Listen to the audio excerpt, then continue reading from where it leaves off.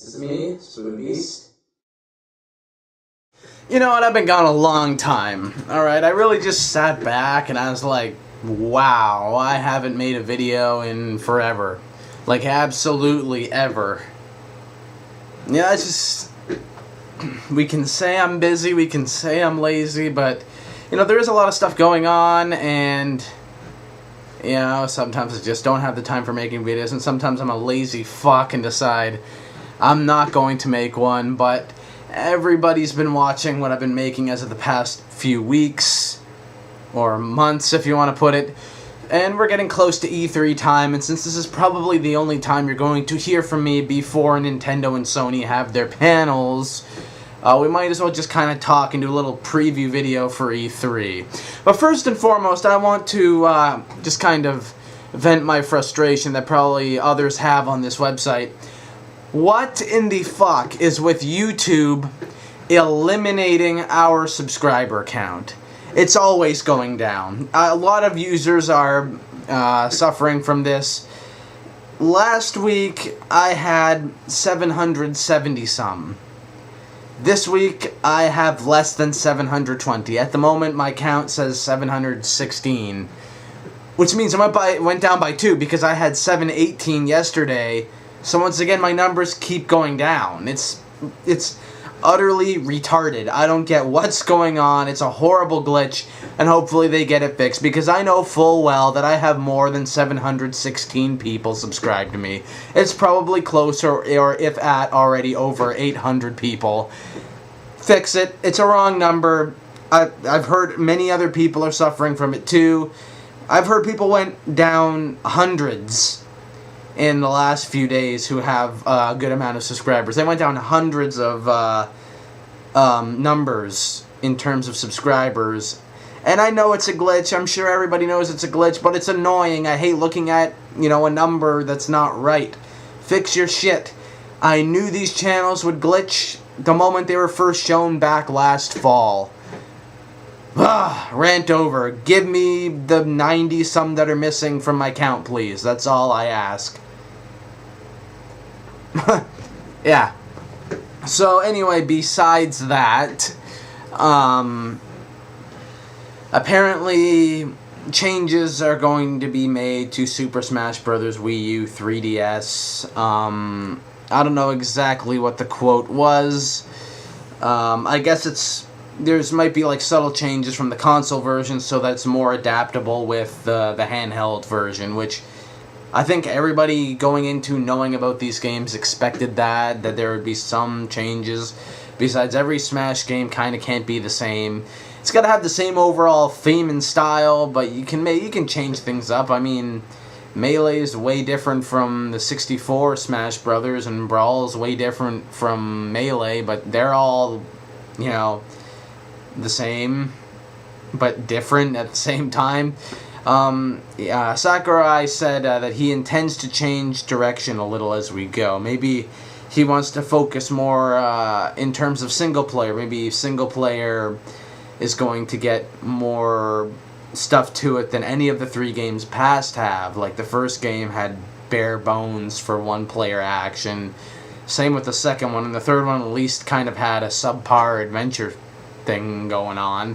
So maybe that's the direction he wants to take with it. All I know is that these plans are, you know, keep the franchise like it is, but he wants to shake some things up, but not make it completely different from the Smash Brothers universe. And it's just, in general, it's to make the 3DS version as compatible with the Wii U version as possible. You know, so that's, you know, kind of the ideas that are running through this man's head. It's not really anything big, and I'm sure a lot of people were expecting that, but, you know, it is what it is. It's not going to be all that different, but, yeah, maybe if he wants to make, you know, one-player game more, you know, you feel like you're really playing a one-player game, like you're going through a really good, well-thought story as each character, which, for this kind of game, that'd be almost next to impossible to pull off to make it that good. Like, if we're talking, like, a regular Mario or Kingdom Hearts-style adventure story, that's probably going to be extremely difficult to pull off.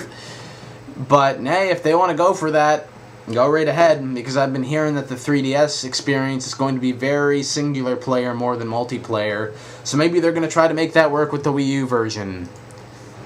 Yeah. And so, for Nintendo's E3 panel, which, I forget the day they announced. Let me just look that up. I should have my information right in front of me. You know, this is what happens when you wing information. So, E3 2012. Alrighty. Anyway, so it's June 5th through June 7th, and I believe Nintendo is scheduled for the 5th. I could be wrong, but I believe they are scheduled for the 5th. That's what they announced.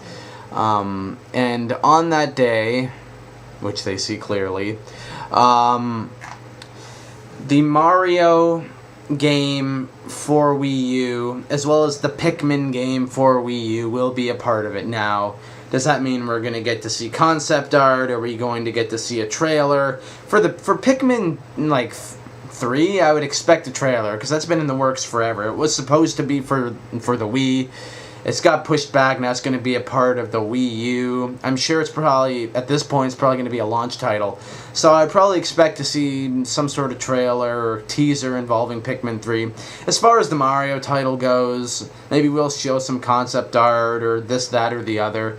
My main wonder with the Mario game is just, you know, where are they going to take it from here? What's the style going to be? Because, you know, you had the platforming action for Nintendo, Super Nintendo. You had the first overhead adventure with Mario 64. You had the water element to Mario Sunshine. The different galaxies for the Mario Galaxy series. So, where is Wii U going to bring the Mario series to some point it hasn't been before? I brought up, you know, perhaps going through, you know, being in a dream and going through different dreamlands, kind of touching on what Super Mario Bros 2 was about, but making it more intense like that. Like, each level was like a different dream and a different scenario, and you go through each level until you're done and all that sort of thing. So it's similar to Galaxy, except instead of going through galaxies, you're going through different characters' dreams. Another thing that might be really cool in terms of Mario would kind of be like a first-person overworld game where you got to get like stuff done in the Mushroom Kingdom and different worlds where you go where it's like 3D. You can actually, like, you can see your hands, you can walk, and it's free roam, first person sort of deal. Maybe the best equivalent would be Fallout, you know, without the guns and super violent post-apocalyptic issues. But, you know, something like that for Mario would kind of be really cool if they did it like perfectly. You know, just some ideas that could be thrown out, because I have no idea what they're going to show. All I know is that Mario game and a Pikmin game for the Wii U are going to be a part of this year's Nintendo panel for E3. And last, but certainly not least, of course, is Smash Brothers talk around E3.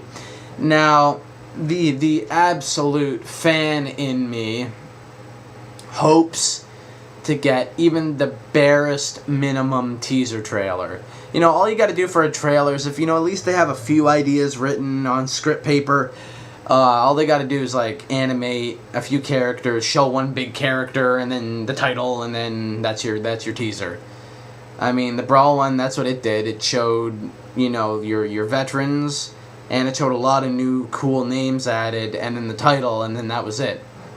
So just basically a simple animation of, you know, showing which veterans are going to come back, and maybe like a few characters that are like, oh, they're going to be in the next game. They're new this time, you know what I mean?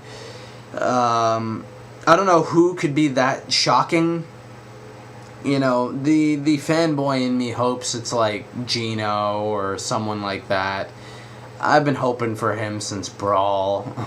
If it happens, it's like either now or never for him. I hope so. He's a really popular character in Japan, too, as well as he is over here. But I think, you know, more realistically, you're going to get something like maybe Mega Man or Ryu would be big, because I think they're going to do something with Capcom for this next one.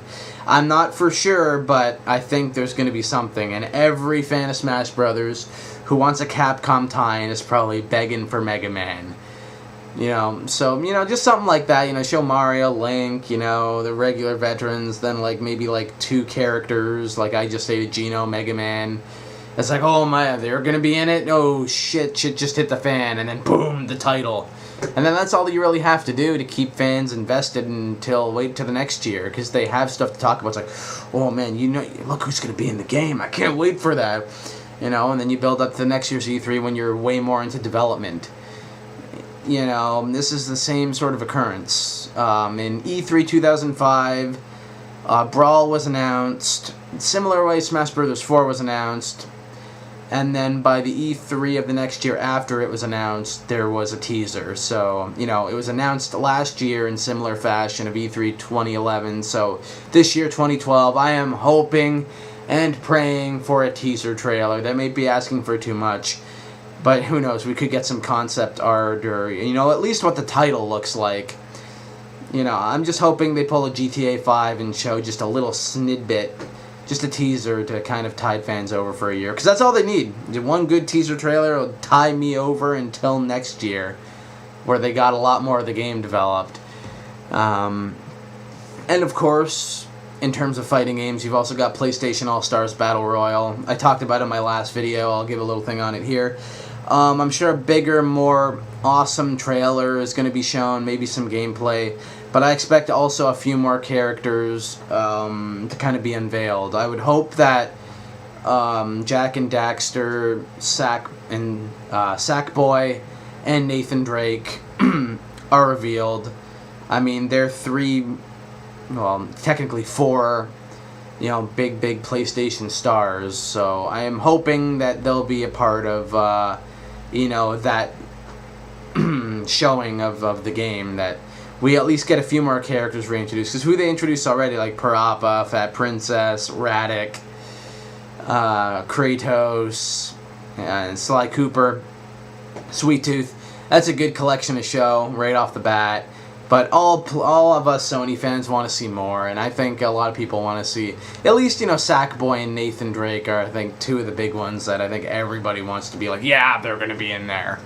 You know, because of how popular both Little Big Planet and Uncharted are for the PlayStation itself.